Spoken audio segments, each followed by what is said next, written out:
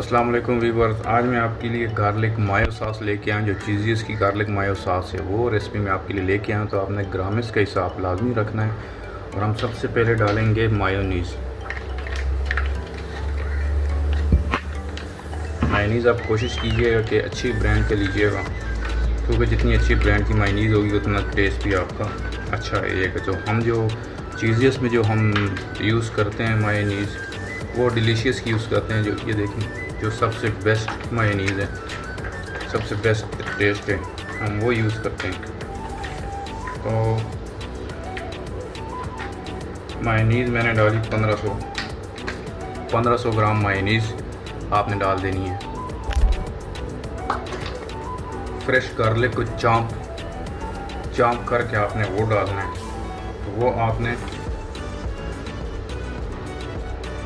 100 gram آپ نے fresh garlic آپ نے ڈالنا ہے. 1 ٹی اسپون آپ نے اوریگانو ڈالنا ہے. 1 ٹی اسپون آپ نے دھڑا مرچ ڈالنی ہے. 1 ٹی اسپون آپ نے کوکونٹ پاؤڈر ڈالنا ہے. اور ½ ٹی اسپون آپ نے بلیک پیپر ڈالنا ہے، بلیک پیپر پاؤڈر. اچھا، آپ نے فریش ملک آپ نے ڈالنا ہے. آپ فریش ملک کی جگہ پانی بھی یوز کر سکتے ہیں، اور آدھا ملک آدھا پانی بھی یوز کر سکتے ہیں، یا سارا پانی یا سارا ملک بھی یوز کر سکتے ہیں. تو ہم جو چیزیز میں ہم ملک یوز کرتے ہیں، ہم واٹر یوز نہیں کرتے. تو میں ابھی اس میں فریش ملک ڈالوں گا.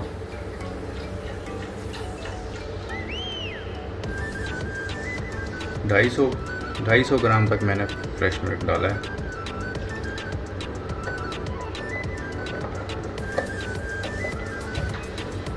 اب اس میں یہ تمام چیزیں ڈل گئی. ہم اس کو اچھی طرح مکس کریں گے مکسچر کے ساتھ.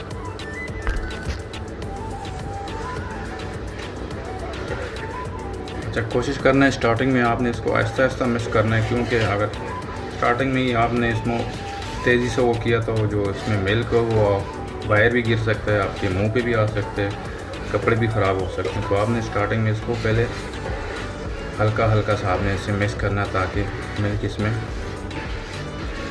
ایزیلی مکس ہو جائے. تو جب اچھے سے تھوڑا سا ملک ہو جائے پھر آپ نے اس کو اچھے طرح اس کو مکس کرنا ہے.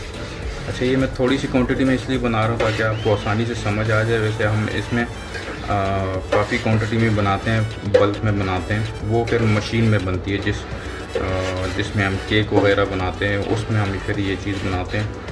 مشین میں اچھی سے مکس بھی ہوتی ہے اور اس کا اپنا ہی ایک وہ ہوتا ہے. تو زیادہ کوانٹٹی میں جب بناؤ تو آپ نے ہاتھ میں سے نہیں یا مکسچر سے نہیں کرنا، آپ نے مشین میں بنانا.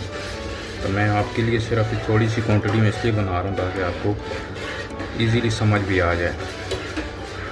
اس کا آپ ٹیکسچر دیکھیں، اس کی فنیشنگ دیکھیں، کتنی پیاری لک بھی آئی ہوئی ہے. اور اس کا یہ دیکھیں. اچھا، لاسٹ میں اس کا میں آپ کو ٹیکسچر بتاؤں کہ اس کا ٹیکسچر کیسا ہونا چاہیے. یہ بہت زیادہ نرم بھی نہیں اور بہت زیادہ تھک بھی نہیں ہونی چاہیے. اس کا ٹیکسچر جو ہے وہ میں ابھی آپ کو بتاتا ہوں. پھر اچھی طرح اس کو میں مکس کر لوں.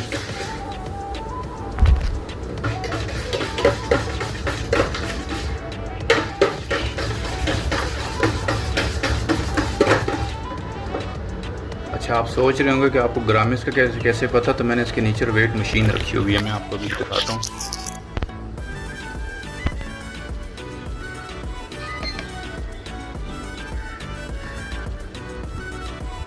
یہ دیکھیں، اس کا ٹیکسچر دیکھیں.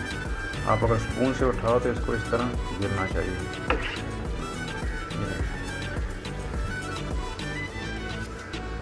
یہ ٹیکسچر ہونا چاہیے.